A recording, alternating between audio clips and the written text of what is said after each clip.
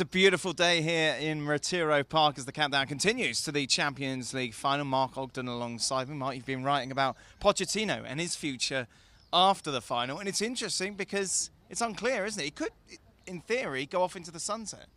Yeah, he's left it really vague. I mean, some of the things he said recently about wanting to look at the next 5 years of the project, can they continue in the current manner, things that he wouldn't even confirm whether he's going to stay or if he was going to go. And I think if you're ahead of the biggest game of your coaching career, Tottenham's biggest game for half a century, the last thing you need is this cloud over the club as to whether Pochettino will be there next week, because they know that Juventus are looking for a coach.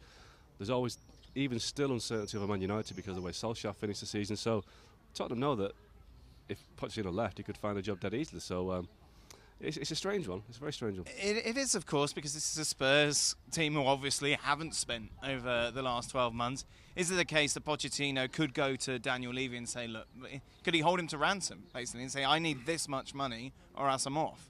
There's an element of that, but Tottenham's ground has cost them a lot more than thought it was going to cost. Yeah. The original expectation was £400 million.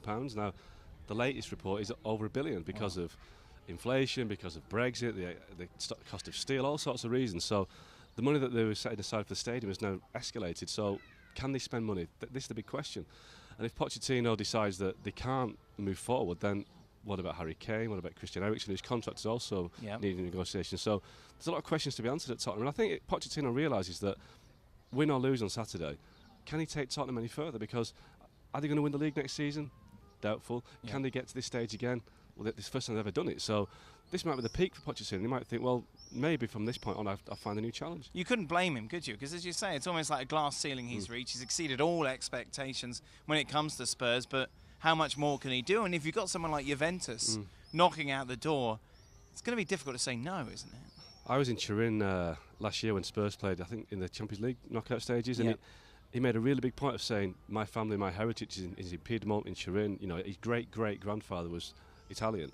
And it was interesting that he was making this big point. It's almost to say, when you need to manage your future Juventus, remember me, I've got connections here. So he just played the game very well. We all know he met Sir Alex Ferguson a few years ago, so he's very aware of his worth and his value, and I think he realises that if Tottenham win on Saturday, he'll be the hottest property in the game, so why not play that up? If we look at the other manager in all of this, it's interesting with Jurgen Klopp, who can pretty much, he could walk on water, according to most Liverpool supporters. He could cross this lake with no issue. But the fact of the matter is that it could be another season without a trophy for Jurgen Klopp, but that doesn't seem to matter, does it? No, I think that under Klopp they've made a real progression, and you could argue that Liverpool are the second best team in the world right now, behind Man City. So that's pretty good improvement from where they were when he took over, because I think the first season he finished 8th. So they've really climbed the mountain. But Liverpool are a club that win things, or they used to. They haven't won anything since 2012, and prior to that, I think it was 2006. So is it one trophy in 13 years, which is ridiculous for Liverpool. So he has to start winning at some point, and he's been runners-up in the Europa League, the Champions League, the Premier League, the League Cup. He's been runners-up in virtually everything at Liverpool.